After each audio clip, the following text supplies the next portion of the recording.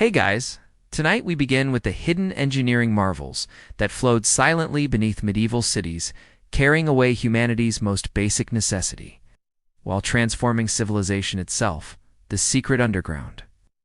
Networks of sewers, drains, and waste management systems that literally changed everything about how we live together. So, before you get comfortable, take a moment to like the video and subscribe. But only if you genuinely enjoy what I do here. And let me know in the comments where you're tuning in from and what time it is for you. It's always fascinating to see who's joining us from around the world. Now dim the lights. Maybe turn on a fan for that soft background hum, and let's ease into tonight's journey together. Picture this.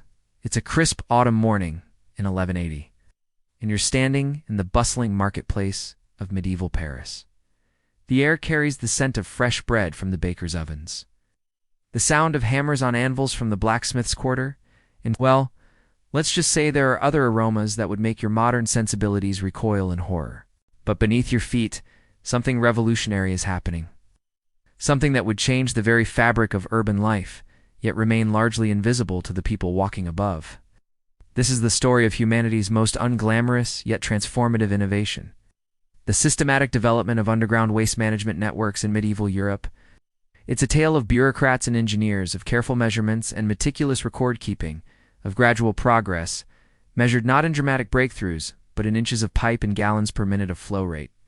Our story begins not with a single moment of inspiration, but with a growing crisis that crept up on medieval cities like a slow-moving tide, as populations swelled behind protective walls. The simple medieval solution of throwing waste into the streets or nearest river was becoming ... problematic. The mathematics were simple and unforgiving. More people meant more waste, and more waste in a confined space meant disease, smell, and the kind of urban living conditions that made even the hardiest medieval citizen long for the countryside. The earliest solutions were charmingly straightforward.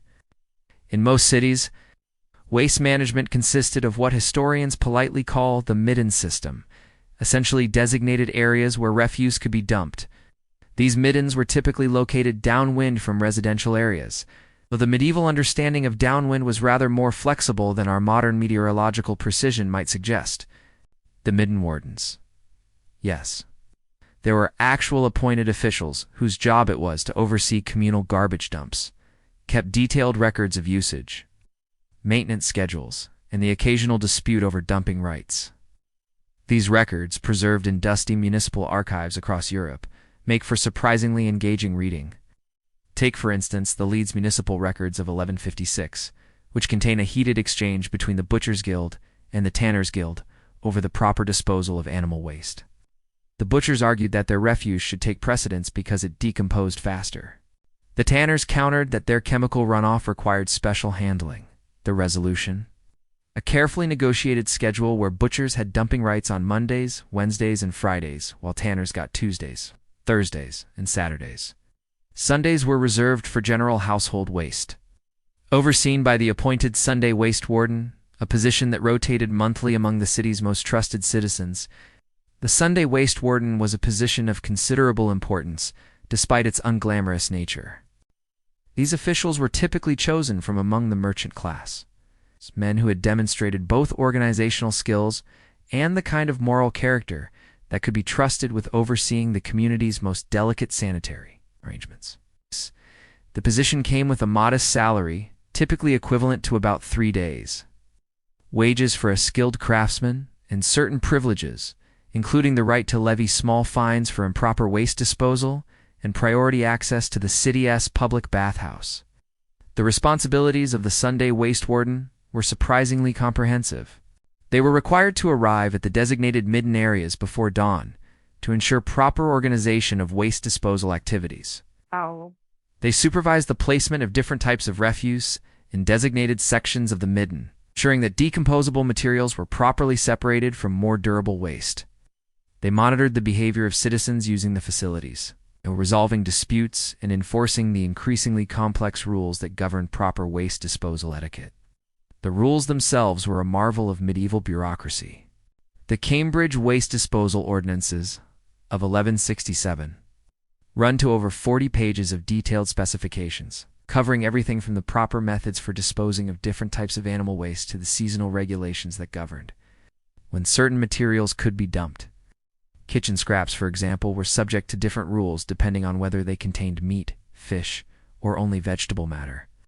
Textile waste had to be sorted by material type, with wool, linen, and silk, each requiring different handling procedures. The enforcement of these rules required a small army of officials and inspectors. Each major city employed waste inspectors who made regular rounds of the midden areas, checking compliance with disposal regulations and issuing citations for violations. The inspection process was thorough and systematic, with inspectors using detailed checklists to ensure that all aspects of waste disposal were properly managed. The Winchester Waste Inspection Records of 1174 show that the average inspection took approximately 2 hours and covered 17 different categories of waste management compliance. The penalties for waste disposal violations were taken seriously by medieval authorities. Minor infractions, such as improper sorting of household refuse, typically resulted in small fines equivalent to a day's wages for an unskilled laborer. More serious violations, such as dumping industrial waste in areas designated for household refuse, could result in fines of up to a month's wages and temporary suspension of dumping privileges.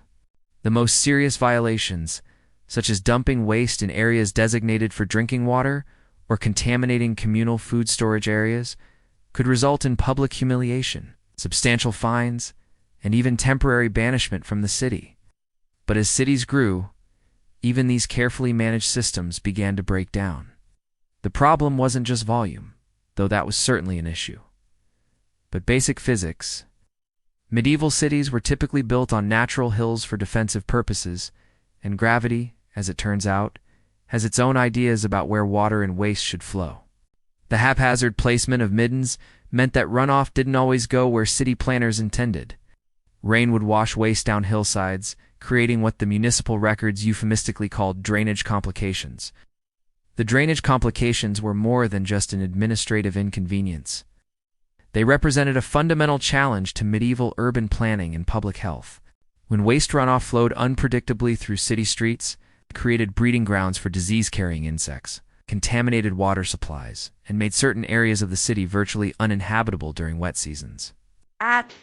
The problem was particularly acute in cities built on steep terrain, where heavy rainfall could turn waste-filled drainage ditches into torrents that carried contamination throughout the urban area.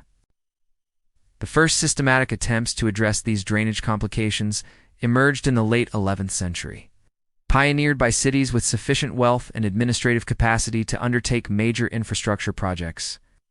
The initial approach was essentially an extension of existing midden systems. Instead of simply designating areas for waste disposal, cities began to create controlled channels that directed waste runoff toward predetermined discharge points outside the city walls. These early drainage channels were remarkably sophisticated for their time. They were typically constructed as open ditches, lined with stone or clay tiles, with carefully calculated gradients that ensured steady flow without excessive speed that might cause erosion. The channels were designed to handle not just waste runoff, but also rainwater, creating integrated systems that managed both storm drainage and sanitary waste disposal. The engineering principles behind these systems were based on centuries of accumulated knowledge about hydraulics, mathematics, and construction techniques. The mathematical calculations required for proper channel design were surprisingly complex. Engineers had to account for factors such as the volume of waste produced by different types of households and businesses, the seasonal variations in rainfall, the natural drainage patterns of the terrain, and the capacity of downstream discharge points. The Florence Engineering Manual of 1187 contains detailed formulas for calculating channel dimensions based on population density, terrain slope, and expected waste volumes. These calculations were based on empirical observations and careful measurement of existing systems, creating a body of technical knowledge that was passed down through generations of skilled craftsmen. The construction of these drainage channels required specialized skills and tools. The work began with careful surveying to determine the optimal route for each channel, taking into account existing buildings, property boundaries, and natural terrain features. Surveyors used sophisticated instruments including water levels, measuring chains, and weighted plumb lines to create detailed maps showing elevation changes and optimal channel routes. The surveying process typically took several weeks for each major channel, with teams of surveyors working systematically through different sections of the city. The excavation work itself was carried out by teams of skilled diggers working under the supervision of master craftsmen. The digging was done by hand using specialized tools designed specifically for channel construction. The primary excavation tool was a narrow spade with a curved blade that allowed workers to create channels with precise dimensions and smooth sides. The excavated soil was removed using woven baskets that could be carried by teams of workers to designated disposal areas outside the construction zone. The lining of the channels was perhaps the most skilled aspect of the construction process. The most common lining material was fired clay tiles, manufactured to exact specifications by specialized craftsmen. These tiles were typically rectangular, measuring approximately 12 inches by 8 inches by 2 inches thick, with carefully designed interlocking edges that created watertight seals when properly installed. The tile manufacturing process required considerable expertise, as the tiles had to be fired at precise temperatures to achieve the right combination of strength and water resistance. The installation of channel lining required master craftsmen known as channelwrights, who served lengthy apprenticeships, learning the precise techniques required for durable construction. The work began with the preparation of the channel bottom, which had to be leveled and smoothed to provide a stable foundation for the tiles. The tiles were then laid in careful patterns, with each tile positioned to maintain the proper gradient. While creating tight joints with adjacent tiles, the precision required was extraordinary. Variations in tile placement of even a few degrees could create flow problems that would cause the entire channel to fail. The mortar used to seal the joints between tiles was a carefully formulated mixture that had to provide both immediate adhesion and long-term water resistance. The basic recipe combined lime, sand, and water in precise proportions, but master craftsmen typically added specialized ingredients to improve performance. Common additives included crushed pottery shards to increase strength, animal fat to improve water resistance, and various organic materials to enhance the bonding properties of the mortar. The mixing process for mortar was as important as the ingredients themselves. The materials had to be combined in specific sequences and mixed for exact periods of time to achieve the proper consistency and chemical properties. The lime had to be slaked with water in a controlled process that generated considerable heat and required careful timing to prevent the mixture from setting prematurely. The sand had to be carefully screened to remove impurities and ensure uniform particle size. The final mixture had to be used within a specific time window to maintain its bonding properties. The application of mortar required skilled techniques that took years to master. The mortar had to be applied in thin, even layers that completely filled the joints between tiles without creating excess material that could interfere with water flow. The timing of mortar application was critical. It had to be soft enough to conform to the tile surfaces, but firm enough to maintain its shape under the weight of the tiles. The curing process had to be carefully managed to prevent cracking or separation that could compromise the waterproof seal. Quality control procedures for channel construction were surprisingly rigorous. Each section of completed channel was tested before being approved for use, using methods that would be familiar to modern engineers. The testing process began with a visual inspection to check for obvious defects such as cracked tiles, inadequate mortar joints, or improper alignment. This was followed by a water test, where the channel was filled with water to check for leaks and proper flow characteristics. The water testing process was systematic and thorough. Workers would temporarily dam the upstream end of the channel section and fill it with water to a predetermined level. The water level was then monitored for several hours to detect any significant leakage. The dam was then removed and the flow rate was measured as the water drained from the channel. The flow rate had to fall within specified parameters to ensure that the channel would function properly under normal operating conditions. Channels that failed their initial testing had to be partially reconstructed to meet specifications. This typically involved removing and replacing defective tiles, repairing mortar joints, or adjusting the channel gradient to improve flow characteristics. The reconstruction process was expensive and time-consuming. Construction crews had strong incentives to maintain high-quality standards during the initial construction phase. The most challenging aspect of channel construction was working around existing buildings and infrastructure. Medieval cities weren't built with underground utilities in mind. and channel construction crews had to navigate around building foundations, wells, cellars, and other underground structures. This required careful coordination with property owners and often involved complex negotiations over access rights, construction schedules, and compensation for any disruption to normal business activities. The legal framework surrounding channel construction was surprisingly sophisticated. Cities developed detailed contracts with construction crews that specified not just the technical requirements for the work, but also the rights and responsibilities of all parties involved. These contracts covered everything from work schedules and payment terms to liability for property damage and procedures for handling disputes between construction crews and property owners. The Canterbury construction contracts of 1198 provide a fascinating glimpse into medieval project management practices.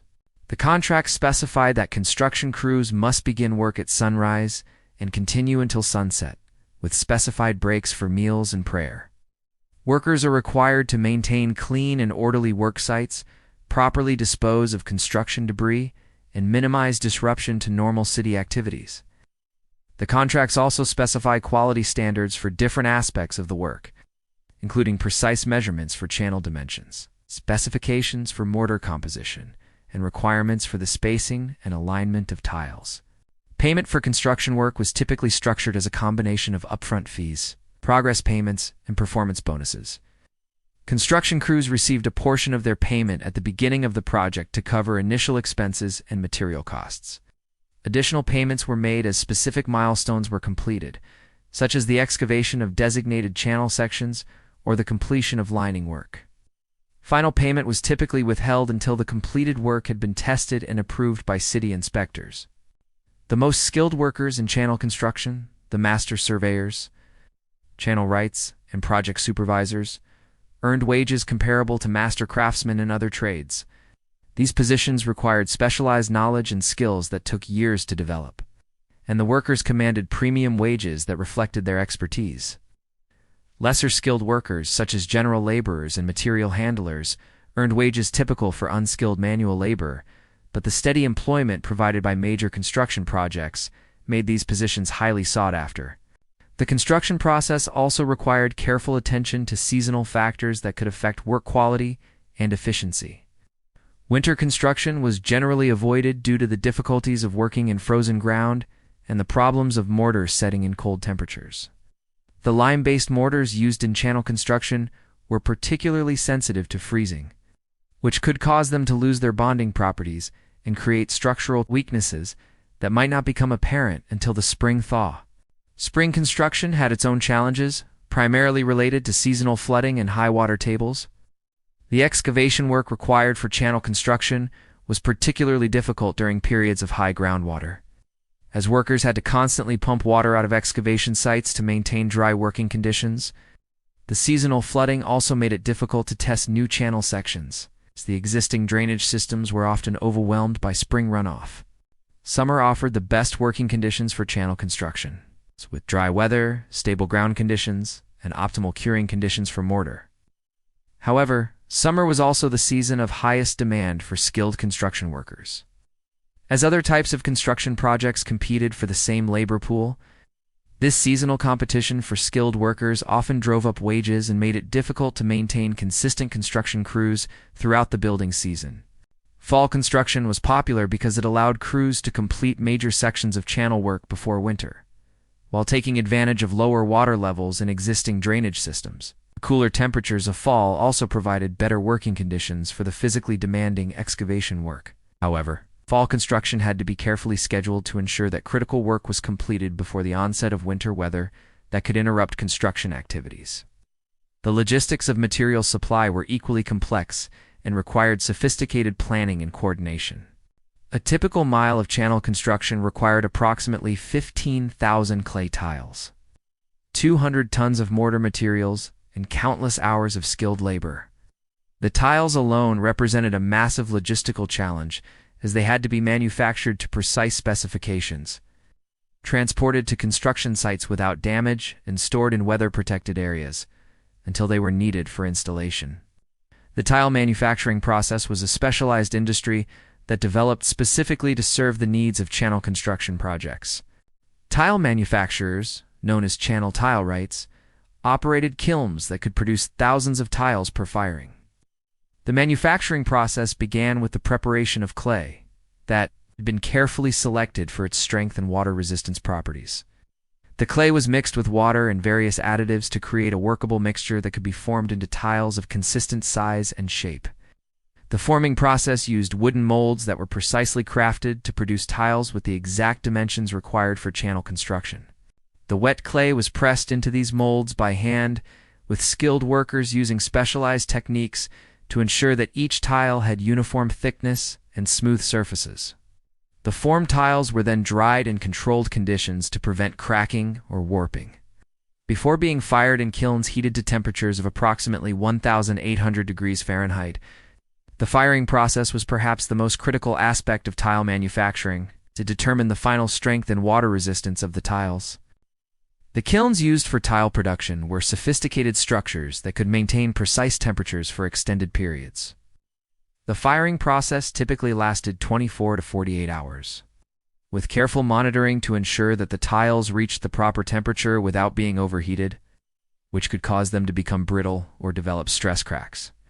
Quality control in tile manufacturing was rigorous, with each batch of tiles subjected to testing procedures that checked for strength, water resistance, and dimensional accuracy. Tiles that failed these tests were rejected and recycled back into the clay mixture for future batches. The testing process was time-consuming and expensive, but it was essential for ensuring that the tiles would perform properly in the demanding conditions of channel construction. The transportation of tiles from manufacturing sites to construction areas was a major logistical undertaking. Tiles were typically packed in wooden crates or woven baskets that protected them from damage during transport.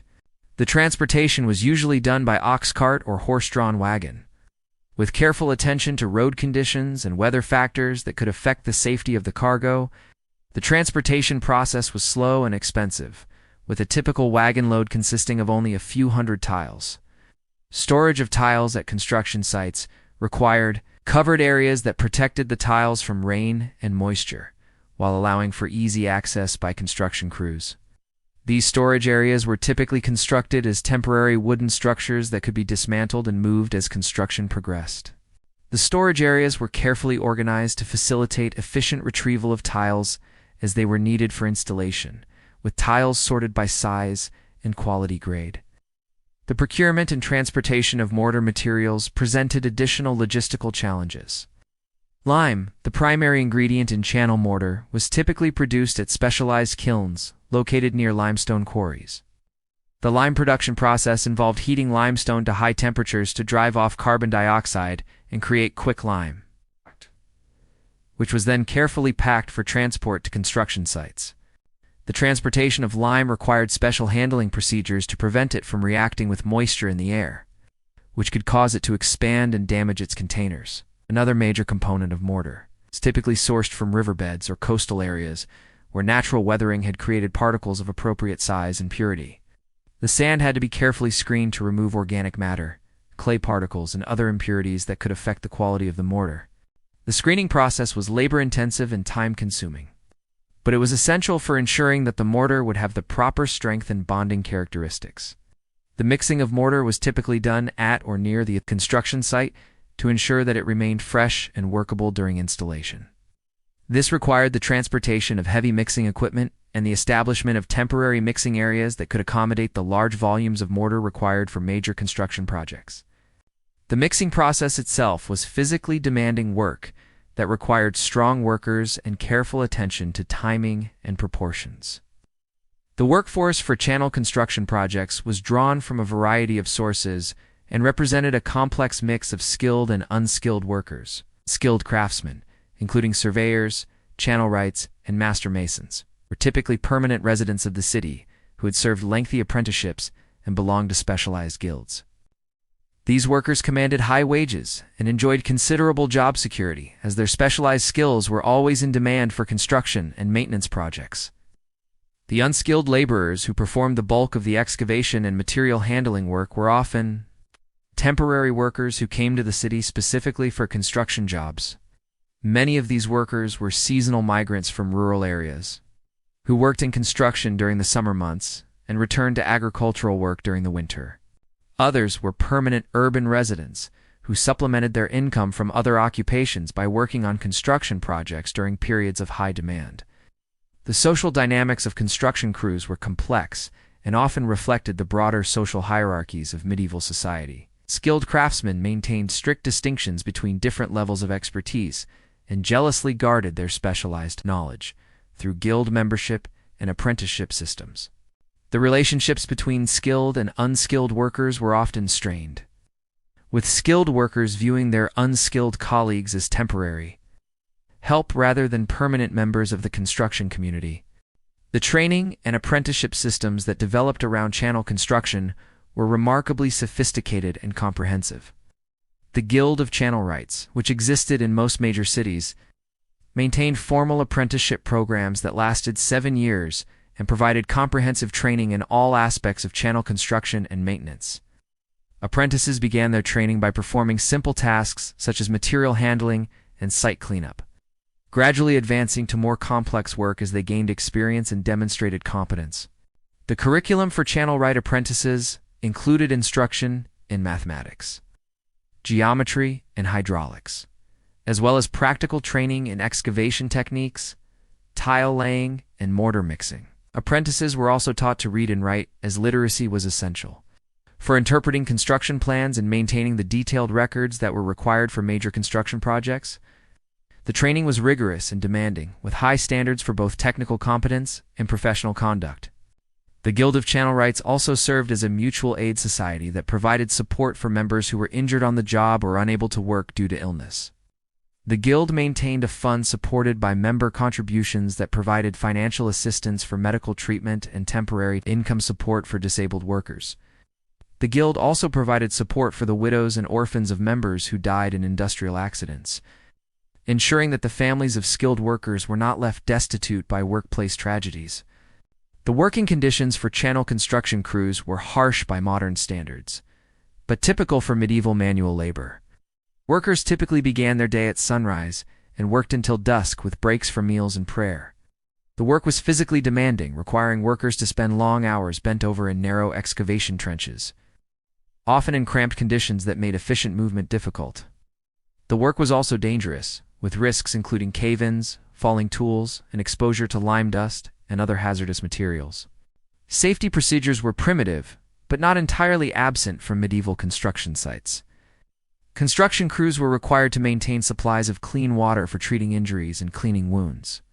Workers who showed signs of illness or injury were typically removed from duty until they recovered, though this was as much about protecting the productivity of the overall workforce as it was about individual welfare.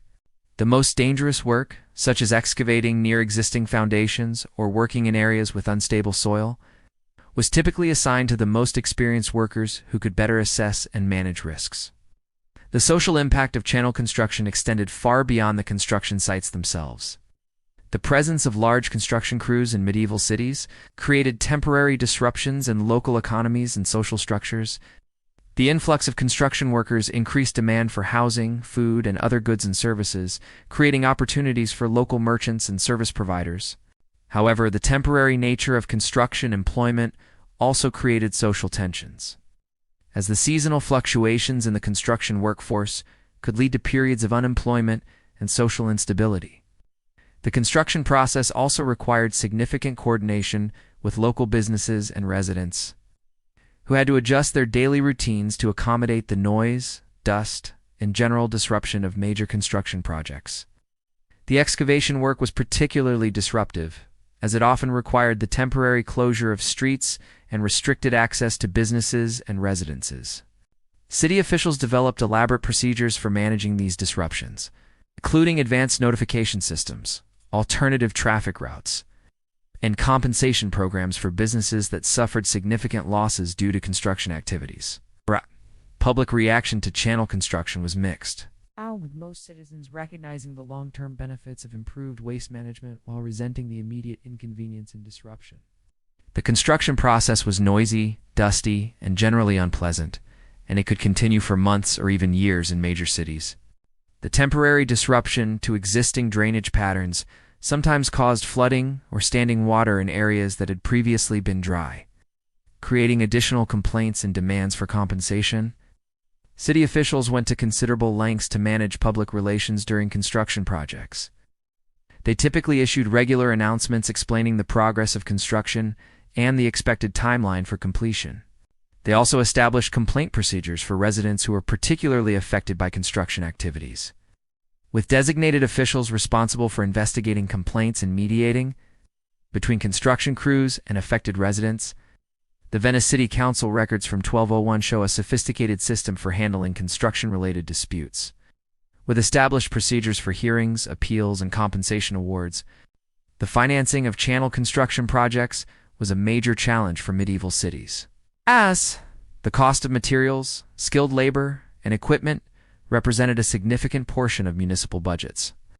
Cities developed various strategies for funding construction, including special taxes levied on property owners who would benefit from improved drainage, bonds backed by future tax revenue, and even lottery systems where citizens could purchase chances to win prizes while contributing to construction costs. The special taxes used to finance construction were typically structured as assessments based on property value and proximity to the proposed channel routes. Property owners who lived or conducted business near planned channels were assessed higher taxes because they would receive the greatest benefit from improved drainage. The tax assessment process was complex and often controversial, requiring detailed surveys of property values and extensive negotiations with property owners who disputed their assessments. The bond systems used to finance construction were among the earliest examples of municipal financing in medieval Europe. Cities would issue bonds that promised to repay investors with interest over a specified period, using future tax revenue as collateral. These bonds were typically purchased by wealthy merchants and property owners who had the capital to invest in long-term municipal projects. The bond systems allowed cities to undertake major construction projects without having to raise all the necessary funds up front. But they also committed cities to long-term debt obligations that could strain municipal finances for years or even decades. The lottery systems represented a more innovative approach to construction financing. Combining public entertainment with fundraising for infrastructure projects, citizens could purchase lottery tickets for small amounts, with the proceeds going toward construction costs and the winners receiving prizes such as livestock, household goods, or even small amounts of money. The lottery systems were popular because they allowed ordinary citizens to contribute to important civic projects while providing the excitement of potential winnings. The economic benefits of improved channel systems were significant, but often difficult to quantify in the short term. Better waste management reduced the incidence of disease, which in turn reduced the economic losses associated with widespread illness and death. Improved sanitation also made cities more attractive places to live and work, contributing to population growth and economic development. However, these benefits accrued gradually over time, making it difficult for city officials to justify the immediate costs of construction to taxpayers who were primarily concerned with their current tax burden. The long-term economic impact of channel construction was substantial and far-reaching. Cities with effective waste management systems were able to support higher population densities, which in turn supported more diverse and sophisticated economic activities. The improved public health associated with better sanitation contributed to longer life expectancy and higher productivity among urban workers. The enhanced reputation of cities with modern infrastructure also attracted merchants, craftsmen, and other skilled workers who contributed to economic growth and development. The technical innovations that emerged from channel construction had applications far beyond waste management. The surveying techniques developed for channel construction were adapted for other types of construction projects, including the building of roads, bridges, and defensive structures. The mathematical principles used to calculate proper gradients and flow rates were applied to other engineering projects, such as mill races, irrigation systems, and harbor construction. The construction techniques developed for channel building also influenced other types of construction. The methods used for excavation, lining, and waterproofing were adapted for the construction of cellars, foundations, and even defensive structures, such as moats and underground passages. The specialized tools and equipment developed for channel construction found applications in other construction trades, contributing to the overall advancement of medieval engineering and construction technology. As we reach the end of this first part of our journey through the secret underground network that changed everything, We've seen how the seemingly simple task of managing urban waste required sophisticated engineering, careful planning, and complex social organization. The development of medieval channel systems represented a remarkable achievement in urban planning and engineering, requiring the coordination of skilled craftsmen, unskilled laborers, city officials, and ordinary citizens in a massive undertaking that would transform the nature of urban life. But our story is far from over. The construction of channels and drainage systems was just the beginning of a much more complex story about how these underground networks actually functioned on a daily basis. In the next part of our journey, we'll explore the human side of this infrastructure. The workers who maintained these systems, the regulations that governed their use, and the surprising ways that these hidden networks influenced medieval society, culture, and daily life.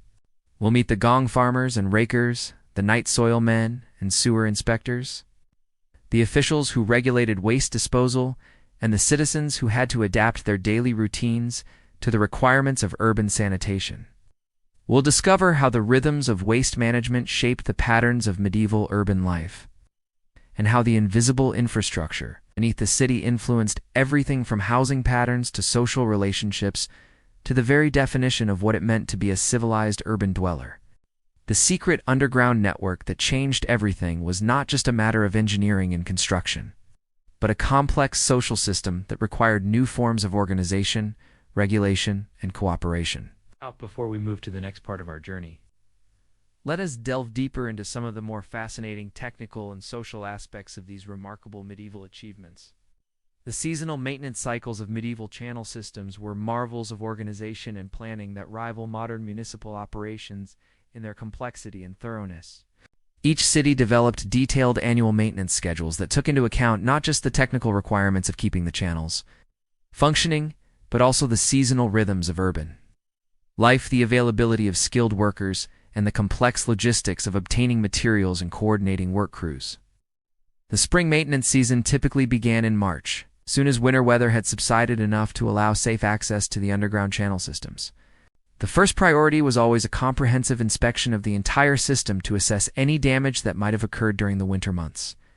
These inspections were carried out by teams of experienced channelwrights who had specialized knowledge of potential problem areas and the skills necessary to identify structural weaknesses that might not be immediately apparent to untrained observers.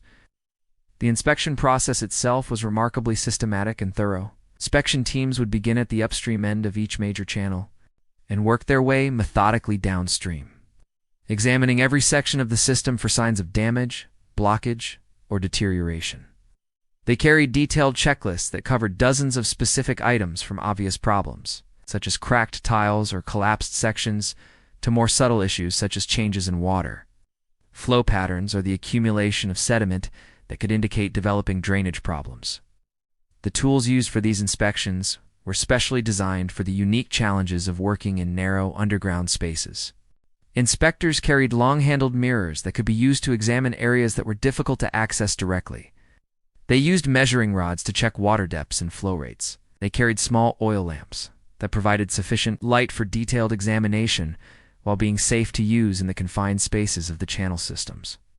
Most importantly, they carried detailed maps and record books that allowed them to document their findings and compare current conditions to previous inspections. The record-keeping associated with these inspections was extraordinarily detailed and comprehensive. Each section of channel was assigned a unique identification number, and inspectors recorded the condition of that section using standardized terminology and measurement systems. The inspection reports included not just descriptions of current problems, but also recommendations for maintenance work, estimates of the materials and labor required for repairs, and assessments of the urgency of different types of work. The Florence Municipal Archives contain inspection reports from the 1190s that provide fascinating insights into the level of detail and professionalism that characterized these maintenance operations. The reports describe problems as minor as slight mortar deterioration in joints 4752, Section 12B, and as major as complete tile replacement required in Section 18A, due to frost damage. Each problem is categorized by severity with detailed explanations of the likely causes and the recommended repair procedures. The prioritization of maintenance work was a complex process that required balancing technical considerations with practical constraints, such as available funding, worker availability, and the potential disruption to city life. The most urgent repairs were those that threatened the structural integrity of the channel system or posed immediate health risks to city residents. These emergency repairs were typically undertaken immediately, regardless of cost or inconvenience.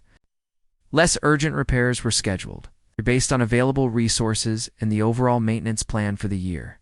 The planning process for annual maintenance work involved extensive coordination between different city departments and guilds. City engineers worked with guild representatives to determine the availability of skilled workers for different types of repair work. They coordinated with suppliers to ensure adequate supplies of tiles, mortars, and other materials. They worked with city officials to schedule repair work in ways that minimize disruption to commercial activities and residential areas. The summer maintenance season was typically devoted to major repair and reconstruction projects that had been identified during the spring inspections. This was the most intensive period of maintenance activity, with large crews of workers engaged in complex projects that might take weeks or even months to complete. The warm, dry weather of summer provided ideal conditions for the types of work that required mortars to cure properly, and for projects that required mortars to spend extended periods in underground spaces. The organization of summer maintenance crews was a sophisticated operation that required careful management of both skilled and unskilled workers. The skilled craftsmen, the channel wrights, master masons, and specialized repair technicians were typically permanent city employees who worked on maintenance projects throughout the year. These workers were supplemented during the busy summer season by temporary workers who were hired specifically for maintenance projects. The training and supervision of maintenance workers was taken seriously by medieval city administrators. New workers were required to serve as apprentices under experienced craftsmen before being allowed to work independently on critical repairs. The apprenticeship process for maintenance workers was somewhat shorter than for construction workers, typically 2 to 3 years, rather than the 7 years required for full guild membership. But it was still comprehensive and demanding. The specialized skills required for maintenance work were, in some ways, more challenging than those required for new construction. Maintenance workers had to be able to work in confined, often dark, and uncomfortable spaces. They had to be able to diagnose complex problems based on limited visual evidence. They had to be able to make repairs that would integrate seamlessly with existing construction, often using materials and techniques that had to match work done decades earlier by different craftsmen. The tools and equipment used for maintenance work were specialized and often expensive. Maintenance crews carried portable scaffolding that could be assembled in narrow channel spaces. They used specialized cutting tools that could remove damaged tiles without disturbing adjacent sections. They carried pumps and drainage equipment that could temporarily redirect water flow during repair operations. The maintenance of this specialized equipment was itself a significant expense and logistical challenge. The fall maintenance season was typically devoted to preventive maintenance and preparation for winter weather. This included the cleaning of channels to remove accumulated debris, the inspection and repair of drainage outlets, and the installation of protective covers or barriers that would prevent damage from ice and snow. The fall season was also when cities typically conducted major cleaning operations that required the temporary shutdown of large sections of the channel system. The cleaning operations were massive undertakings that required careful coordination and planning. Workers would install temporary dams to redirect water flow, allowing sections of the channel system to be drained for thorough cleaning. Teams of workers would then enter the drained channels and remove accumulated sediment, debris, and organic matter that had built up over the course of the year. The cleaning process was labor-intensive and unpleasant, but it was essential for maintaining proper flow rates and preventing blockages. The waste removed during cleaning operations was itself a significant logistical challenge. The accumulated sediment and debris could amount to hundreds of tons of material that had to be removed from the city and disposed of in approved locations. Cities developed specialized procedures for handling this waste, including designated disposal sites and transportation systems that could move large quantities of material efficiently and safely. The winter maintenance season was typically a period of reduced activity, with maintenance crews focused primarily on emergency repairs and the monitoring of system performance during the challenging conditions of cold weather. However, winter was also when many maintenance workers engaged in the manufacturing and repair of tools and equipment that would be needed for the more intensive maintenance activities of the following year.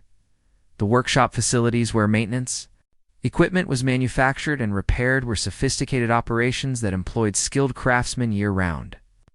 These workshops produced the specialized tools used by maintenance crews, manufactured replacement tiles and other materials, and served as training centers where new workers could learn specialized skills during the less busy winter months.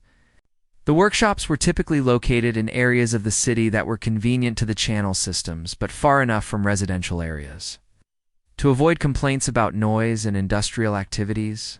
The economic impact of maintenance operations was substantial and far-reaching. Cities typically spent between 15% and 20% of their annual budgets on channel maintenance, making it one of the largest categories of municipal expenditure. This spending supported not just the direct employment of maintenance workers, but also a complex network of suppliers, manufacturers, and service providers who contributed to the maintenance operations. The scheduling of maintenance work had significant effects on other aspects of city life. Major maintenance projects could disrupt traffic patterns, limit access to certain areas of the city, and create noise and dust that affected nearby businesses and residences. City officials developed elaborate procedures for managing these disruptions, including advanced notification systems, alternative access routes, and compensation programs for businesses that suffered losses due to maintenance activities. The technical innovations that emerged from maintenance operations often had applications beyond the channel systems themselves. The diagnostic techniques developed for identifying structural problems in channels were adapted for use in other types of construction. The specialized tools and equipment developed for maintenance work found applications in other trades and industries. The organizational methods developed for managing complex maintenance operations influenced other aspects of municipal administration. The social organization of maintenance work created its own distinct culture within medieval cities. Maintenance workers developed a strong sense of professional identity and pride in their specialized skills. They formed their own social networks and mutual support systems that were separate from the broader guild structures. The dangerous and unpleasant nature of much maintenance work created bonds of solidarity among workers that often lasted throughout their careers. The apprenticeship and training systems associated with maintenance work provided important opportunities for social mobility within medieval society. Young men from poor families could enter maintenance work as unskilled laborers and, with dedication and training, advance to skilled positions that provided stable employment and respectable wages. The maintenance workforce also provided employment opportunities for workers who were too old or physically limited for the more demanding work of new construction.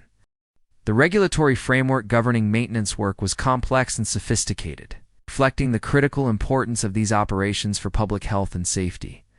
Cities developed detailed regulations covering everything from work schedules and safety procedures to the qualifications required for different types of maintenance work. The enforcement of these regulations required specialized officials who had the technical knowledge necessary to evaluate the quality of maintenance work. The inspection and oversight of maintenance operations was itself a significant administrative undertaking. Cities employed inspectors who were responsible for monitoring the quality of maintenance work and ensuring compliance with established standards and procedures. These inspectors had to have both technical expertise and administrative skills, as they were responsible not just for evaluating the quality of repair work, but also for managing the complex logistical and financial aspects of large maintenance projects. The documentation and record-keeping associated with maintenance operations was extraordinarily comprehensive. Cities maintained detailed records of all maintenance work, including descriptions of problems identified, repairs completed, materials used, workers employed, and costs incurred. These records served multiple purposes. They provided information necessary for planning future maintenance work. They documented the performance of workers and contractors. They provided evidence for legal and financial accountability. The financial management of maintenance operations required sophisticated accounting and budgeting systems. Cities had to track expenses for materials, labor, and equipment across dozens of different projects and work crews. They had to manage complex contracts with suppliers and contractors. They had to coordinate maintenance spending with other municipal expenditures and ensure that adequate funds were available for emergency repairs that could not be anticipated in advance. The procurement of materials for maintenance work was a major logistical undertaking that required year-round planning and coordination. Cities had to maintain adequate inventories of commonly needed materials such as tiles, mortars, and tools, while avoiding the costs and risks associated with excessive stockpiling. They had to develop relationships with suppliers who could provide high-quality materials on short notice. They had to coordinate deliveries to minimize disruption to city life while ensuring that materials were available when and where they were needed. The storage and security of maintenance materials was another significant challenge. Cities had to maintain secure storage facilities that protected valuable materials from theft and weather damage while providing convenient access. For maintenance crews, the storage facilities had to be located strategically throughout the city to minimize transportation costs and delays. The management of these storage facilities required specialized personnel who were responsible for inventory control. Security. In coordination with maintenance crews, the transportation of materials and equipment for maintenance work required specialized vehicles and transportation systems. Cities typically maintained fleets of carts and wagons that were specifically designed for transporting maintenance materials through narrow city streets and to difficult-to-access work sites. The drivers and handlers who operated these transportation systems had to have specialized knowledge of city streets and traffic patterns, as well as the skills necessary to handle heavy and sometimes fragile materials safely. The coordination of maintenance work with other city activities required sophisticated planning and communication systems. Maintenance operations had to be scheduled to avoid conflicts with religious festivals, market days, and other important civic events. They had to be coordinated with other construction and repair work to minimize disruption and maximize efficiency. They had to take into account seasonal factors, such as weather patterns and agricultural cycles, that affected the availability of workers and materials, the impact of maintenance operations on daily life in medieval cities was significant and often underappreciated by modern historians who focus primarily on the more dramatic aspects of medieval urban life. The regular cycle of maintenance work created familiar rhythms and patterns that shaped how people organized their daily activities. The presence of maintenance crews in different parts of the city created temporary changes in traffic patterns and social interactions that became part of the normal rhythm of urban life. The specialized knowledge and skills associated with maintenance work contributed to the development of technical expertise that had applications far beyond the channel systems themselves. Maintenance workers developed sophisticated understanding of hydraulics, structural engineering, and materials science that influenced other aspects of medieval technology and engineering. The problem-solving skills and systematic approaches developed in maintenance work contributed to innovations in other fields of medieval technology. The social networks that developed around maintenance work created important connections between different parts of medieval society. Maintenance workers interacted regularly with property owners, business operators, and city officials, creating relationships that facilitated communication and cooperation between different social groups. The mobile nature of maintenance work meant that workers developed knowledge of different neighborhoods and social environments that made them valuable sources of information and communication within the city. The cultural significance of maintenance work was reflected in the folklore and traditions that developed around these operations. Cities developed annual festivals and celebrations that honored the workers who maintained the essential infrastructure that made urban life possible.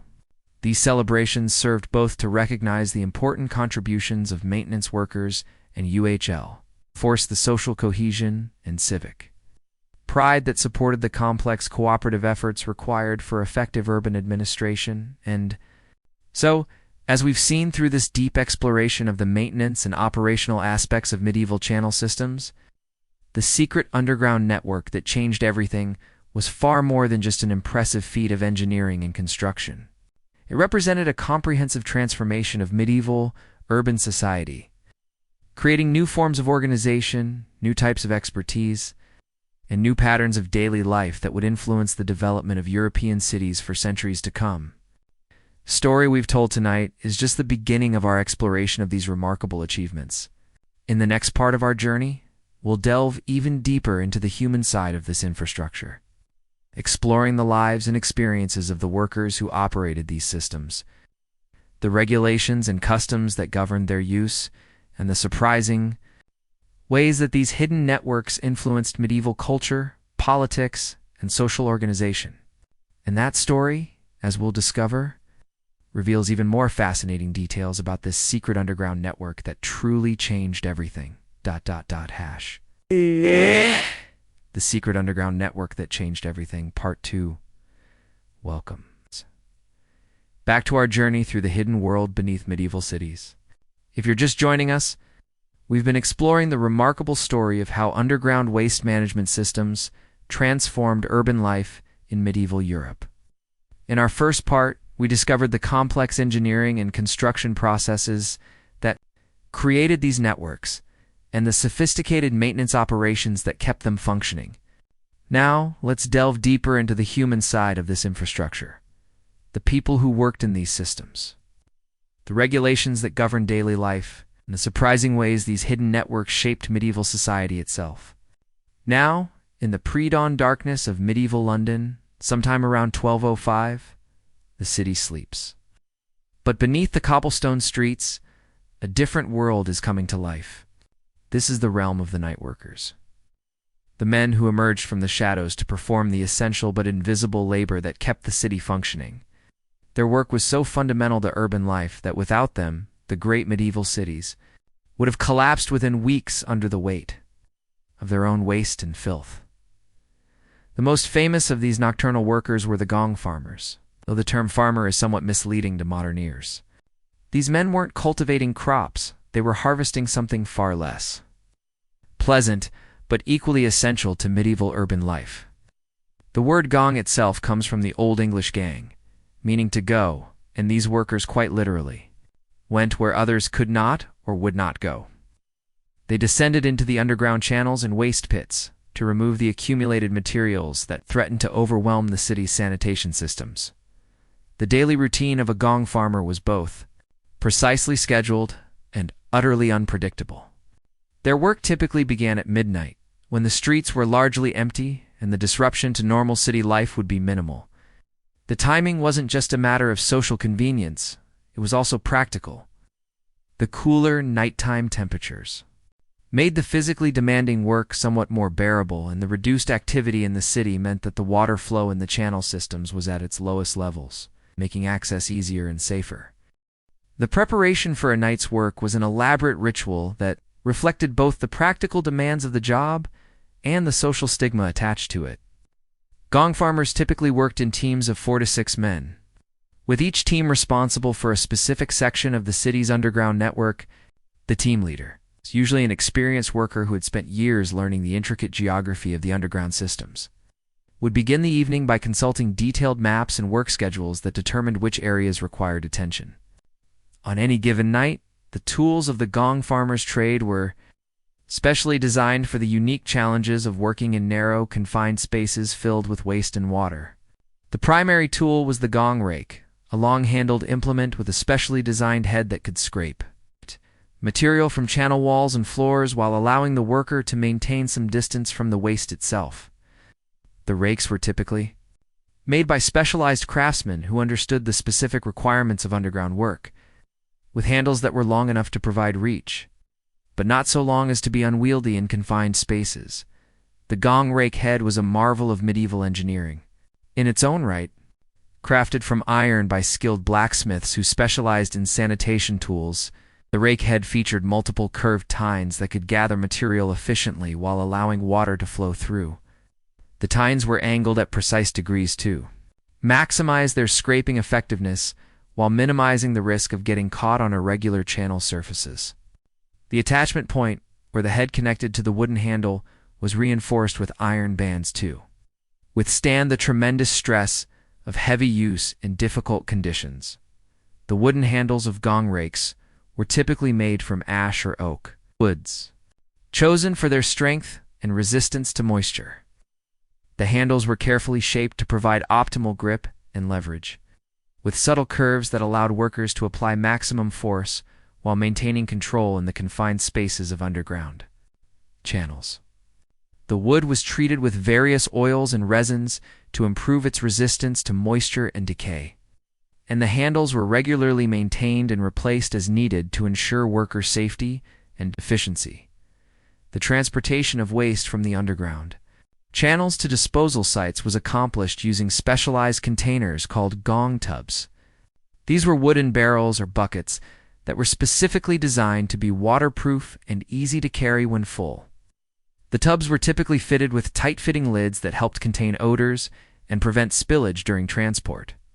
The design of these containers was the result of decades of trial and error, with craftsmen continuously refining the shape, size, and construction techniques to maximize efficiency and minimize the unpleasantness of the work. The construction of gong tubs required specialized carpentry skills and materials. The staves that formed the sides of the tubs were cut from carefully selected wood that had been seasoned for optimal strength and water resistance.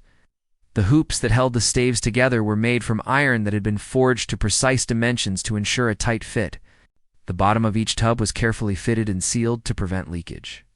Using techniques that were closely guarded trade secrets among the craftsmen who specialized in this work, the handles of gong tubs were designed for maximum functionality and durability. They were typically made from rope or leather that had been specially treated to resist moisture and decay. The attachment points for the handles were reinforced with metal fittings that distributed the weight of full tubs across multiple stress points. The handles themselves were sized and positioned to allow two workers to carry even the heaviest loads safely and efficiently through the narrow passages of underground channel systems. The disposal of the materials collected by gong farmers was a complex logistical operation that required coordination with other city services and strict adherence to regulations designed to protect public health.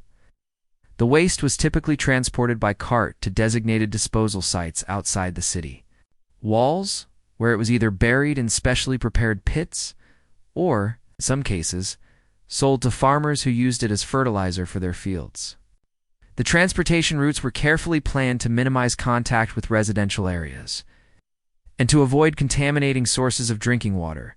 The carts used for transporting waste from the city were specially designed vehicles that were built specifically for this purpose.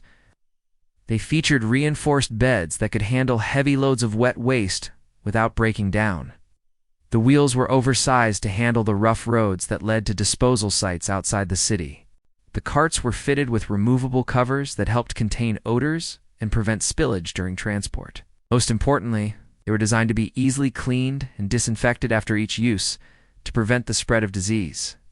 The horses and oxen that pulled the waste carts were specially trained animals that had become accustomed to the unpleasant odors and challenging working conditions associated with sanitation work.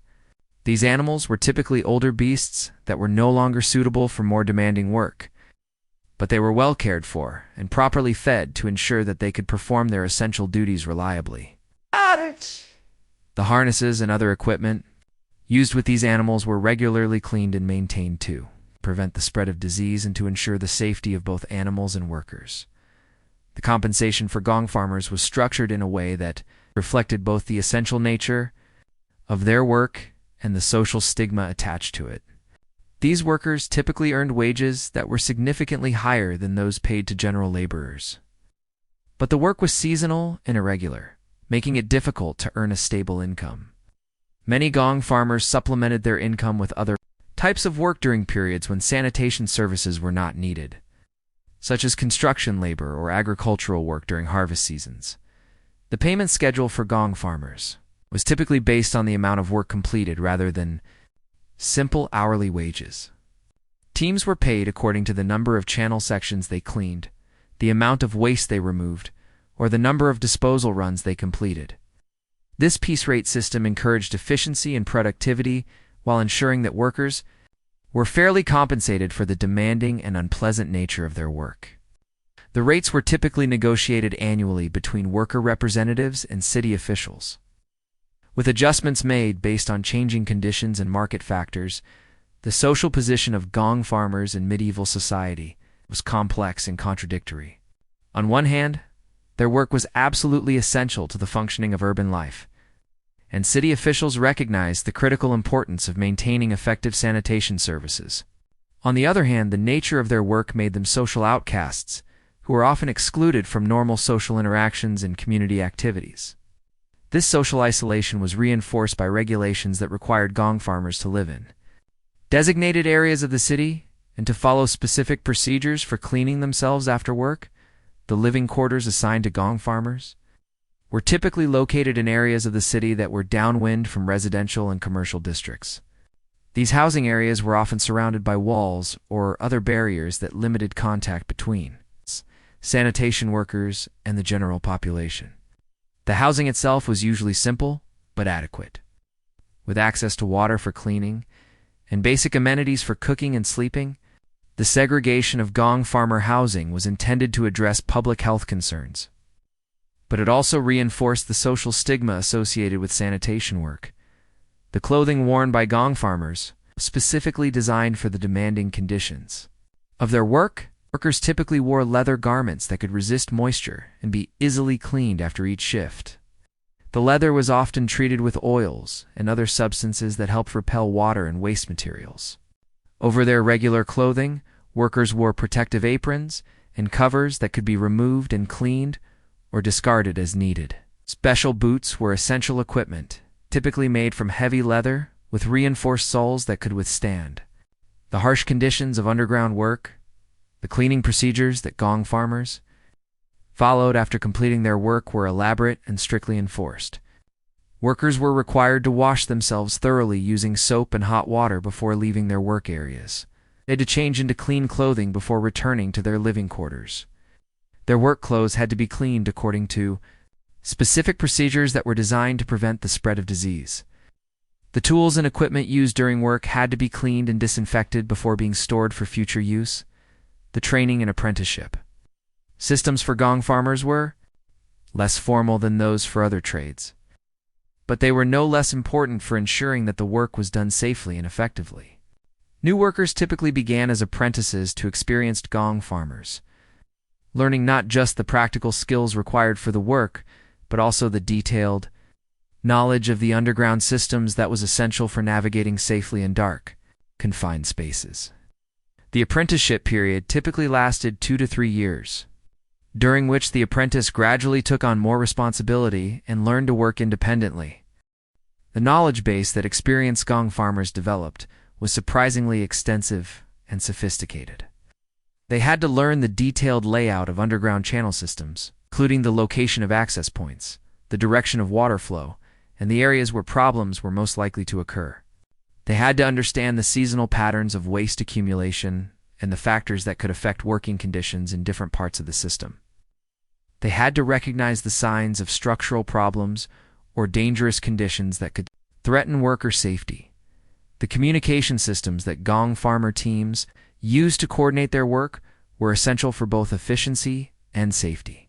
Teams developed specialized vocabularies and signal systems that allowed them to communicate effectively in the dark, noisy conditions of underground work. They used rope signals to coordinate movements when workers were separated by distance or obstacles. They developed procedures for checking on each other's safety and for responding quickly to emergency situations that could develop without warning. The dangers associated with gong farming were significant and ever-present. Workers faced risks from toxic gases that could accumulate in confined spaces, structural collapses that could trap or injure workers, and diseases that could be contracted from contact with waste materials. The most serious danger was probably the risk of drowning, as workers often had to work in channels that contained significant amounts of water and sudden increases in water flow could trap workers in underground spaces with no means of escape. The safety procedures developed by gong farming crews were based on hard-won experience and were taken seriously by workers who understood the very real dangers of their occupation. Teams always worked together, with one member remaining above ground to monitor conditions and provide assistance if needed. Workers carried rope that could be used for emergency evacuation. They developed communication systems that allowed them to coordinate their movements and alert each other to dangerous conditions. Most importantly, they learned to recognize the warning signs of dangerous gases or unstable structures that could pose threats to their safety. The seasonal patterns of gong farming work were closely tied to the natural rhythms of medieval urban life. The heaviest work periods typically occurred during the spring months, when winter accumulations of waste needed to be cleared from the systems before the increased water flows of spring and summer could cause backups and overflows. The summer months were characterized by more routine maintenance work, with regular cleaning schedules designed to prevent the accumulation of materials that could cause blockages.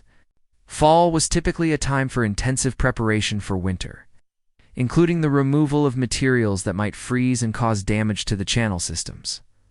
The relationship between gong farmers and other city workers was often strained by the social stigma attached to sanitation work, but it was also characterized by a practical recognition of mutual dependence. Construction workers relied on gong farmers to keep the underground systems clear so that new construction projects wouldn't be disrupted by sanitation problems. Merchants and business operators understood that effective waste management was essential for maintaining the commercial attractiveness of their neighborhoods. Even the wealthy residents of medieval cities, who might avoid social contact with gong farmers, recognized that their quality of life depended on the invisible services provided by these workers.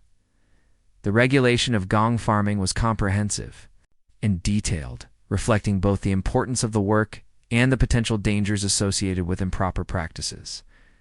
Cities developed extensive rules governing everything from work schedules and safety procedures to the qualifications required. For different types of sanitation work, the enforcement of these regulations required specialized officials, with both the technical knowledge necessary to evaluate sanitation work and the authority to impose penalties for violations of safety or quality standards. The sanitation wardens, who were responsible for overseeing gong farming operations, were typically appointed officials who served terms of 2 to 3 years. These positions required individuals who could work effectively with the socially marginalized gong farmers while also representing the interests of the broader community.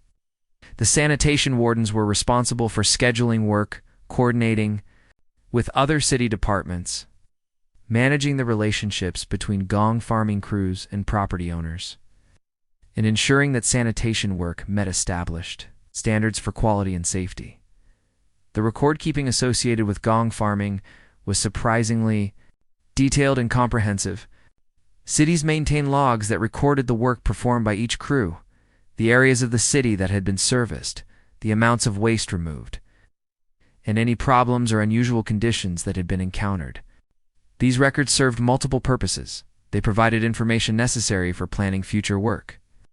They documented the performance of individual workers and crews, and they provided evidence for resolving disputes between sanitation workers and property owners. The financing of gong farming operations was typically handled through a combination of direct city funding and fees charged to property owners who benefited from sanitation services. The fee structure was usually based on factors such as property size, number of residents or workers, and the proximity to major commercial or industrial activities that generated large amounts of waste. The collection of these fees was often controversial. Property owners frequently disputed their assessments and complained about the quality of services provided. The equipment and infrastructure required for gong farming represented a significant investment for medieval cities. In addition to the specialized tools and containers used by the workers themselves, cities had to maintain transportation vehicles, storage facilities for equipment, and disposal sites for the waste that was removed from the underground systems. The maintenance and replacement of this equipment was a constant expense that required careful budgeting and long-term planning. But gong farmers were just one part of a much larger workforce that kept the underground networks functioning. The rakers formed another essential group of workers, whose job was to maintain the street-level access points and surface drainage systems that connected to the underground channels. Unlike the gong farmers, who worked primarily at night and underground, the rakers typically worked during daylight hours and in full view of the public, making their work both more visible and more subject to public scrutiny and complaint. The daily routine of a raker began before dawn with the systematic clearing of street gutters, drain openings, and other surface drainage features that could become clogged with debris, waste, or sediment. This work required both physical strength and considerable skill, as rakers had to be able to identify and address drainage problems before they became serious enough to cause flooding or other disruptions to city life. The timing of their work was critical. They had to complete most of their activities before the streets became busy with normal commercial and social activities. The tools used by rakers were simpler than those used by gong farmers, but they were no less important for effective performance of the work. The primary tool was the street rake, a large implement with a wide head designed for moving significant amounts of debris efficiently. Rakers also used shovels, brooms, and specialized tools for clearing blocked drain openings. The maintenance and replacement of these tools was the responsibility of individual workers, who typically purchased their own equipment and were responsible for keeping it in good working condition. The street rake was designed specifically for the demanding work of clearing urban drainage systems. The head of the rake was typically wider than those used for agricultural work, with tines that were spaced to gather debris efficiently while allowing water to flow through. The handle was longer than those of standard farm tools, allowing workers to cover more ground with each stroke while reducing the physical strain of the work. The construction of street rakes required specialized craftsmanship, with blacksmiths who understood the specific requirements of urban sanitation work. The relationship between rakers and the general public was more direct and immediate than that between gong farmers and city residents. Rakers worked in full view of merchants, customers, residents who were going about their daily business, and their work directly affected the cleanliness and attractiveness of commercial and residential areas. This visibility made rakers more subject to complaints and criticism, but it also gave them more opportunities to develop positive relationships with the people who benefited from their work. The compensation for rakers was typically lower than that for gong farmers, reflecting both the less specialized nature of the work and the more regular and predictable employment that raking provided. Most rakers were permanent city employees who received steady wages throughout the year, rather than the seasonal or contract workers who performed much of the underground sanitation work. This stable employment made raking an attractive occupation. For workers who valued job security over higher wages, the training requirements for rakers were less extensive than those for gong farmers, but the work still required specific skills and knowledge that took time to develop. New rakers had to learn the detailed geography of their assigned areas, including the location of all drainage features and the patterns of waste accumulation that required regular attention.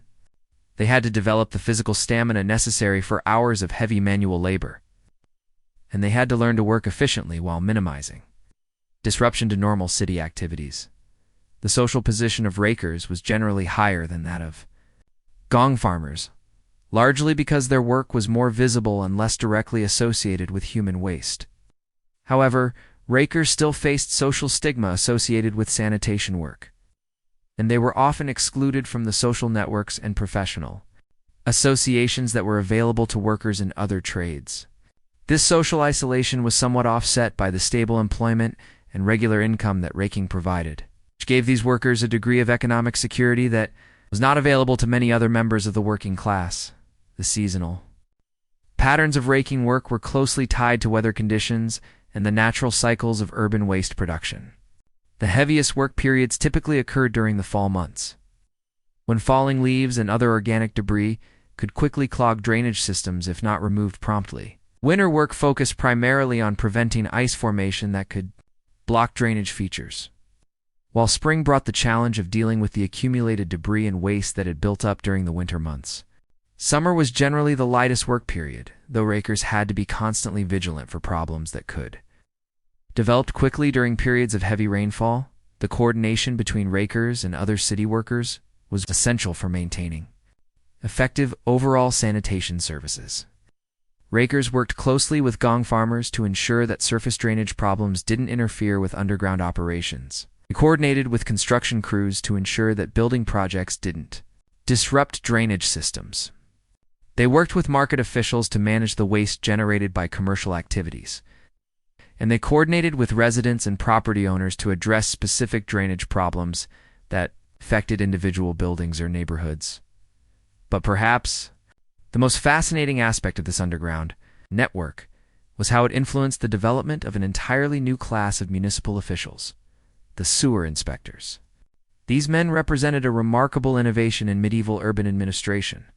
They were among the first truly professional civil servants, whose job it was to monitor, regulate, and maintain complex technical systems that were essential to public health and safety. The position of sewer inspector was typically a lifetime appointment that required both technical expertise and administrative skills. These officials were responsible for conducting regular inspections of the entire underground network, identifying problems that required attention, coordinating repair and maintenance work, and ensuring that all sanitation operations met established standards for quality and safety. The complexity and importance of their work made sewer inspectors among the most respected and well-compensated municipal officials in medieval cities. The daily routine of a sewer inspector was varied and demanding, requiring both office work and field investigations that could take them into the most challenging and unpleasant environments in the city. A typical day might begin with reviewing maintenance reports and work schedules in the inspector's office, followed by field visits. 2 active work sites to monitor the quality of ongoing projects. The inspector might then conduct detailed examinations of specific sections of the underground network that had been identified as potential problem areas.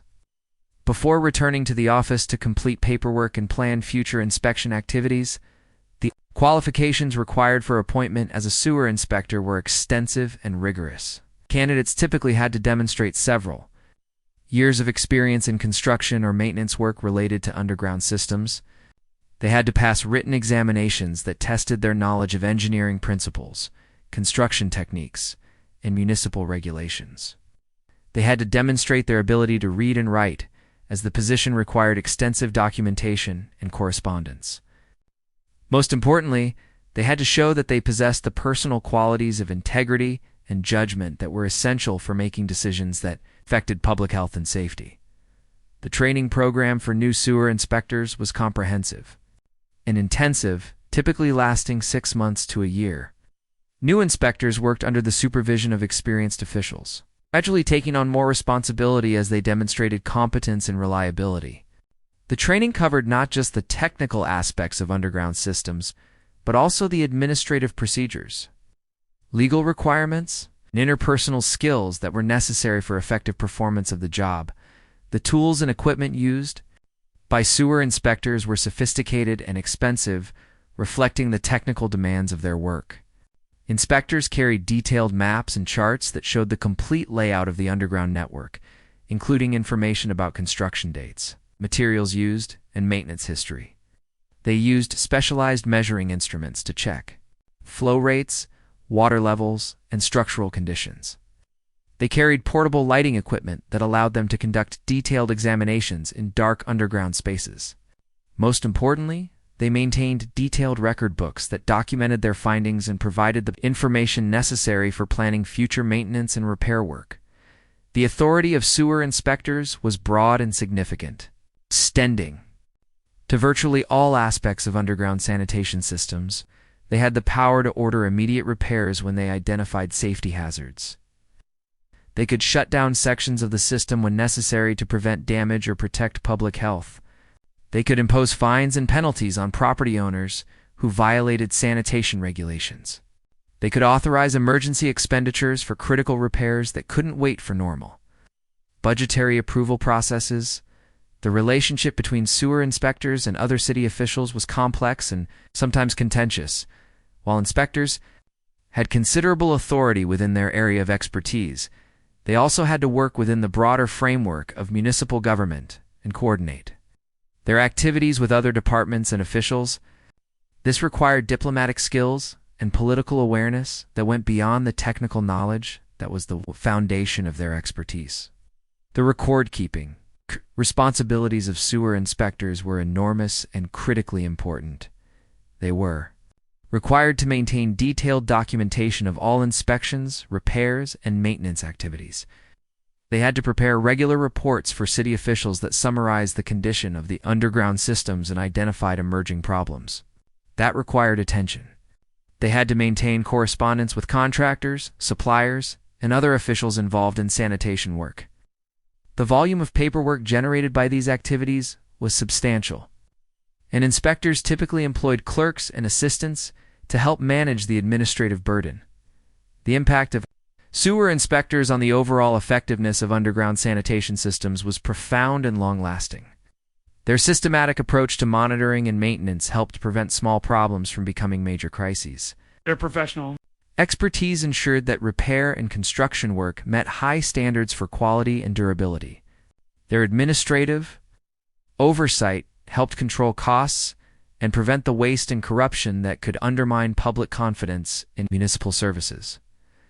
The social position of sewer inspectors was unique within medieval urban society. They were among the few individuals who had detailed knowledge of the hidden infrastructure that made city life possible, and this specialized knowledge gave them considerable influence and respect. At the same time, their association with sanitation work carried some social stigma that limited their acceptance in the highest levels of medieval society. This combination of technical expertise and social marginality made sewer inspectors an important but somewhat isolated group within the broader community of municipal officials. The professional networks that developed among sewer inspectors were important for sharing technical knowledge and best practices between different cities. Inspectors regularly corresponded with their counterparts in other cities, exchanging information about new construction techniques, maintenance procedures, and regulatory approaches. They sometimes traveled to other cities to study innovative approaches to sanitation problems, and they hosted visiting inspectors who wanted to learn from their experience. The economic impact of professional sewer inspection was significant for medieval cities. The systematic approach to maintenance and repair that inspectors provided helped extend the useful life of expensive underground infrastructure. The prevention of major system failures through regular inspection and preventive maintenance saved cities substantial sums that would otherwise have been required for emergency repairs. The professional standards that inspectors maintained helped ensure that new construction and major repairs were done properly the first time, avoiding the costs associated with premature failure and reconstruction. But the influence of these underground networks extended far beyond the technical and administrative systems that made them function. The availability of effective waste management fundamentally changed the way medieval people thought about urban life and shaped the development of new forms of social organization and cultural expression. The most obvious impact was on residential patterns and housing development. Before the advent of systematic waste management, the density of urban housing was limited by the practical problems of waste disposal and the health risks associated with accumulated filth.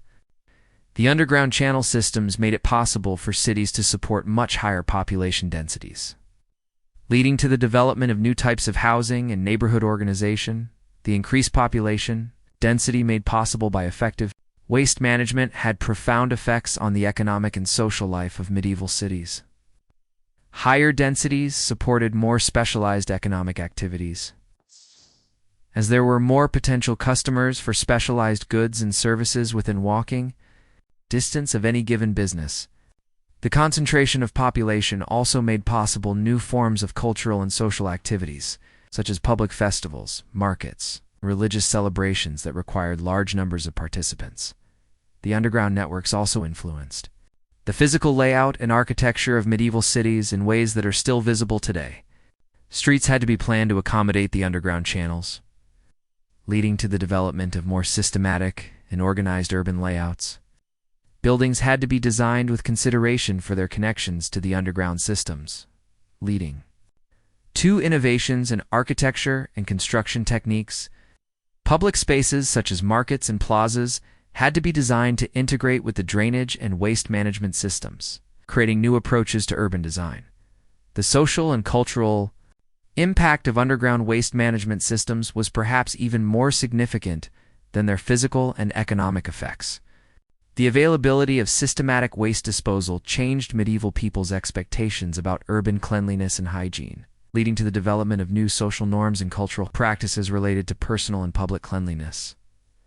The regulation of waste disposal created new forms of civic responsibility and community cooperation.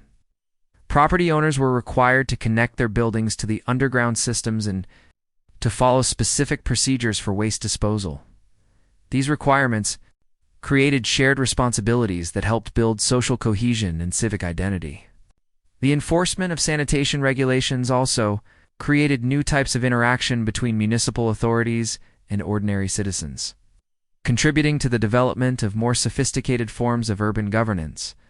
The underground networks also had important symbolic and cultural significance that extended beyond their practical functions. The hidden nature of the systems created a sense of mystery and sophistication that became associated with urban life.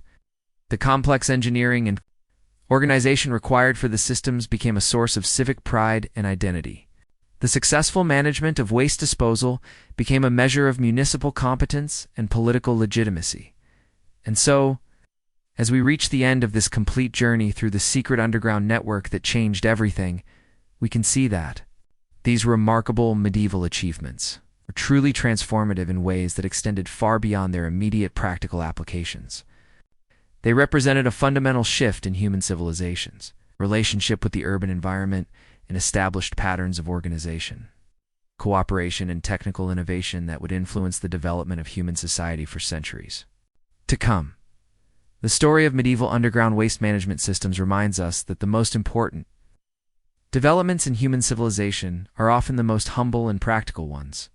These systems didn't emerge from grand theoretical insights or dramatic technological breakthroughs, but from the patient accumulation of practical knowledge and the sustained cooperation of ordinary people working together to solve the everyday problems of urban life and the careful measurements of medieval surveyors. The skilled craftsmanship of channel wrights, the dedicated service of gong farmers and rakers, and the professional expertise of sewer inspectors, we can see reflections of the same human qualities that continue to drive progress and improvement in our own time. The willingness to tackle unglamorous but essential work, the commitment to systematic organization and continuous improvement, and the recognition that individual welfare depends on collective cooperation, these are the qualities that made medieval underground systems possible, and they remain essential for addressing the complex challenges of modern life. The secret underground network that changed everything teaches us that true progress often happens quietly and gradually through the accumulated efforts of countless individuals working to improve the practical conditions of daily life. In our own time, as we face new challenges related to infrastructure, public health, and environmental protection, we can draw inspiration from the medieval engineers and administrators who demonstrated that complex problems can be solved through systematic effort, professional expertise, and sustained commitment to the common good. The hidden channels that carried away the waste of medieval cities also carried away the old limitations and constraints that had prevented earlier societies from achieving higher levels of urban complexity and sophistication.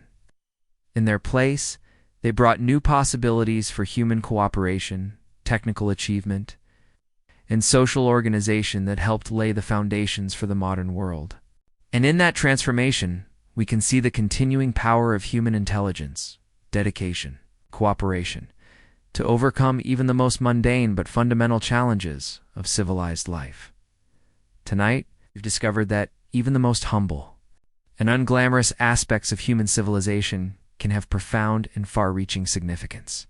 The secret underground network that changed everything reminds us that progress often happens not through dramatic revolutions or heroic achievements, but through the patient accumulation of small improvements and the quiet dedication of ordinary people working together to solve the practical problems of daily life.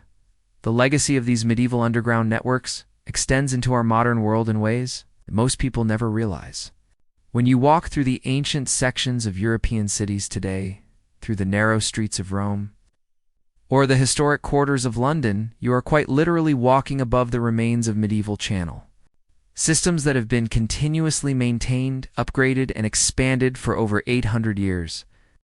The basic principles of gravity-fed waste management that were perfected in medieval times remain the foundation of modern urban sanitation systems. The technical knowledge that accumulated around medieval underground systems provided crucial foundations for the engineering achievements of later periods. The empirical understanding of hydraulics that medieval engineers developed through centuries of trial and error contributed directly to the scientific revolution of the Renaissance. The mathematical principles used to calculate proper gradients and flow rates were refined and systematized by later generations of engineers, eventually becoming the foundation for modern fluid dynamics and hydraulic engineering. The organizational innovations that emerged from managing medieval underground systems established patterns of municipal administration that continue to influence modern government. The professional civil service systems that developed around sanitation management became models for other types of public service. The regulatory frameworks that governed waste disposal provided templates for modern environmental law and public health regulation. The financing mechanisms that supported infrastructure development influenced contemporary approaches to municipal bonds and public investment. The social transformations that resulted from effective waste management also had lasting effects that shaped the development of European urban culture. The civic pride and identity that developed around successful infrastructure projects established traditions of community, cooperation, and public investment that remain characteristic of European cities today. The professional networks that developed among engineers and administrators created international connections that facilitated the spread of technical knowledge in urban planning innovations across political and cultural boundaries. But perhaps the most profound legacy of medieval underground systems was the demonstration that complex social and technical problems could be addressed through systematic organization, sustained effort, and cooperative planning. The success of these systems provided evidence that human intelligence and determination could triumph over seemingly intractable challenges, establishing precedents for the ambitious infrastructure projects that would characterize the Industrial Revolution in the modern era. The psychological impact of living in cities with reliable infrastructure also had important long-term consequences for European culture and society. Medieval people who grew up with systematic waste management developed different expectations about urban life and different attitudes toward the possibilities of human organization. These changed expectations were transmitted across generations and contributed to the cultural foundations for later periods of rapid technological and social change. The international influence of medieval underground systems extended far beyond Europe through trade networks, diplomatic exchanges, and military conquests. European merchants and administrators carried knowledge of these innovations to other parts of the world, where they were adapted to local conditions and integrated with existing systems. The technical expertise that European cities developed in infrastructure management became one of the factors that contributed to European expansion and influence during the colonial period. The environmental implications of medieval underground systems were also significant and long-lasting. While these systems did discharge untreated waste into natural water bodies, they represented a major improvement over previous methods of waste disposal and established the principle that urban waste should be systematically collected and removed from populated areas. This principle eventually evolved into more sophisticated approaches to environmental protection and waste treatment. The economic multiplier effects of underground infrastructure investment were substantial and contributed to the broader economic development of medieval Europe. The employment provided by construction and maintenance work supported not just the workers directly involved, but also the suppliers, manufacturers, and service providers who contributed to these operations. The improved public health that resulted from effective sanitation reduced economic losses from disease and death, contributing to overall population growth and economic expansion. The daily rhythms of life in medieval cities were fundamentally shaped by the presence of these underground networks in ways that most residents probably never fully appreciated. The ability to dispose of waste systematically and reliably freed medieval urban dwellers from many of the constraints that had limited earlier forms of city life. But it also created new patterns of behavior and social organization that became deeply embedded in medieval urban culture.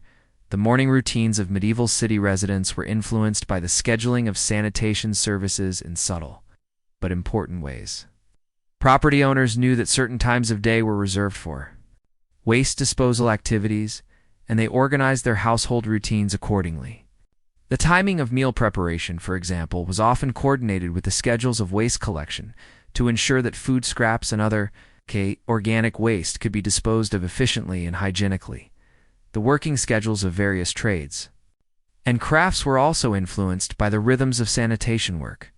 Businesses that generated large amounts of waste, such as butcher shops, bakeries, and textile workshops, had to coordinate their production schedules with the availability of waste disposal services. This coordination created complex webs of interdependence between different sectors of the urban economy that were mediated by the underground infrastructure systems. The social interactions of medieval urban life were also shaped by the presence of underground networks in ways that extended far beyond the immediate practical considerations of waste disposal. The shared responsibility for maintaining connections to the underground systems created new forms of cooperation between neighbors and property owners. The enforcement of sanitation regulations created new types of interaction between municipal authorities and ordinary citizens.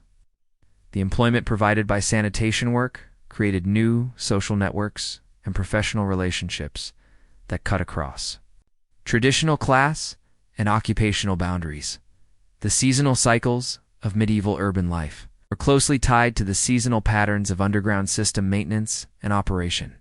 The spring cleaning that was a regular feature of medieval household management was timed to coincide with the major maintenance operations that cleared winter accumulations from the underground channels. The summer festivals and celebrations that were important features of medieval urban culture were planned around the schedules of maintenance work that could disrupt normal city activities. The religious calendar of medieval cities was also influenced by the rhythms of sanitation work. Certain religious holidays were associated with community cleaning activities that complemented the technical maintenance of underground systems. The blessing of new infrastructure projects became an important ceremonial function that reinforced the connection between spiritual and practical aspects of urban life. The patron saints of various trades included saints who were specifically associated with sanitation, work, and public health. The educational implications of underground infrastructure were far-reaching and contributed to important developments. In medieval learning and culture, the technical complexity of these systems created new needs for specialized knowledge and professional training. The mathematical calculations required for proper system design contributed to advances in practical mathematics and engineering. The administrative demands of managing complex infrastructure projects contributed to developments in record-keeping, counting, and bureaucratic organization.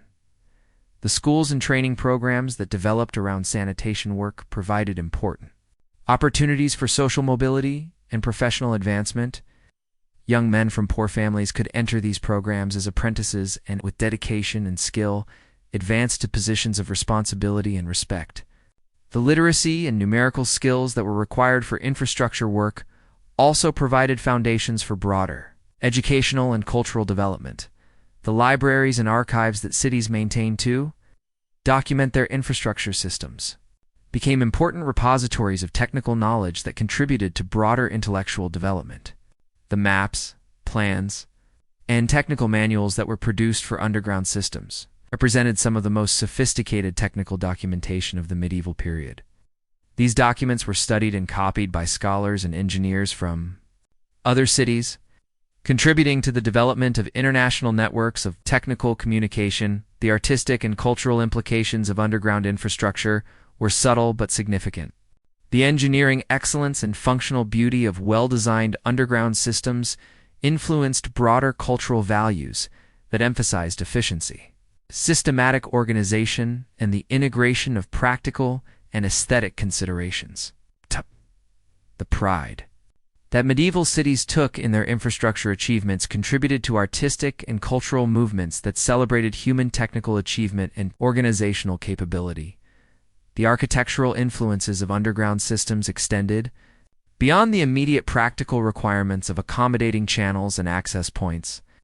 The systematic planning that was required for effective infrastructure influenced broader approaches to urban design and city planning. The coordination between different types of construction projects that was necessary for infrastructure development contributed to more integrated and sophisticated approaches to urban architecture, the literature and folklore that developed around underground systems reflected both the practical importance and the mysterious nature of these hidden networks. Stories and legends about underground workers and their activities became part of urban folklore. Technical manuals and procedural documents developed their own specialized literary conventions that influenced broader traditions of technical writing and documentation. The musical traditions that developed around sanitation work included work songs that helped coordinate team activities and provided entertainment during long, difficult shifts. These songs often incorporated technical terminology and references to specific work procedures, creating a unique form of occupational culture that was passed down through generations of workers. The rhythms and melodies of work songs were adapted for use in other contexts, contributing to broader musical traditions. The culinary implications of effective waste management were also significant, as improved sanitation made it possible to support more diverse and sophisticated food markets. In urban areas, the reliable removal of food waste reduced health risks associated with food preparation and consumption. The systematic collection of organic waste provided new sources of fertilizer that contributed to agricultural productivity in areas surrounding medieval cities. The fashion and clothing traditions that developed around sanitation work reflected both the practical requirements of the job and the social status of different types of workers. The specialized clothing worn by gong farmers and other sanitation workers became distinctive markers of occupational identity. The materials and construction techniques developed for work clothing influenced broader traditions of textile production and garment design. The recreational and leisure activities of medieval urban life were also influenced by the presence of underground infrastructure. Public spaces that were designed to integrate with drainage systems became venues for community activities and celebrations. The seasonal rhythms of maintenance work created natural breaks in the urban work cycle that were often marked by festivals and social gatherings. The sports and games that developed in medieval cities often incorporated references to sanitation work and underground systems. Children's games included activities that mimicked the work of gong farmers and rakers. Adult competitions sometimes involved challenges related to infrastructure maintenance and construction. These recreational activities helped reinforce community awareness of the importance of sanitation work and created positive associations with essential but unglamorous occupations. The medical and health traditions that developed around underground systems reflected growing understanding of the connections between sanitation and public health. Medieval physicians began to recognize that effective waste management was essential for preventing disease and maintaining community health. This understanding contributed to the development of more sophisticated approaches to public health and medical practice. The pharmaceutical traditions that emerged from sanitation work included the development of medicines and treatments for conditions that were associated with exposure to waste materials. Workers in underground systems developed traditional remedies for respiratory problems, skin conditions, and other health issues that were common in their occupation. Folk medical traditions contributed to broader pharmaceutical knowledge. In medical practice, the veterinary implications of underground systems were also significant, as the improved sanitation that these systems provided had important benefits for the animals that were central to medieval urban life. Horses, oxen, and other working animals were less likely to contract diseases in cities with effective waste management. The systematic disposal of animal waste also reduced health risks for both animals and humans. The agricultural connections between underground systems and rural areas surrounding medieval cities created important economic and social links that contributed to regional development. The waste materials that were collected from urban areas were often transported to rural areas, where they were used as fertilizer. This created economic relationships between urban and rural areas that contributed to broader patterns of regional development and trade, the technological innovations that emerged from medieval underground systems had applications far beyond waste management and sanitation. The construction techniques that were developed for underground work were adapted for other types of building projects. The tools and equipment that were designed for sanitation work found applications in other trades and industries. The organizational methods that were developed for managing complex infrastructure projects influenced other areas of medieval technology and industry. The metallurgical advances that resulted from producing specialized tools and equipment for underground work contributed to broader developments in metalworking and manufacturing. The blacksmiths and other craftsmen who specialized in sanitation equipment developed new techniques for working with iron and other metals. These innovations were transferred to other applications, contributing to overall advances in medieval technology. The chemical knowledge that accumulated around mortar composition, tile manufacturing, and waste treatment contributed to broader understanding of materials science and chemical processes. The empirical knowledge that medieval craftsmen developed through centuries of experimentation provided foundations for later scientific developments in chemistry and materials engineering. The transportation innovations that emerged from the need to move materials and waste in urban environments contributed to broader advances in logistics and transportation. The specialized vehicles that were developed for sanitation work influenced the design of other types of carts and wagons. The transportation networks that were created to support infrastructure projects contributed to broader improvements in urban and regional transportation systems. The communication systems that developed around underground infrastructure projects contributed to advances in information management and administrative coordination. The complex scheduling and logistics that were required for large infrastructure projects necessitated sophisticated communication systems that could coordinate activities across multiple work sites and time periods. These systems provided models for other types of large-scale organizational activities. The financial innovations that emerged from funding infrastructure projects contributed to broader developments in banking and finance.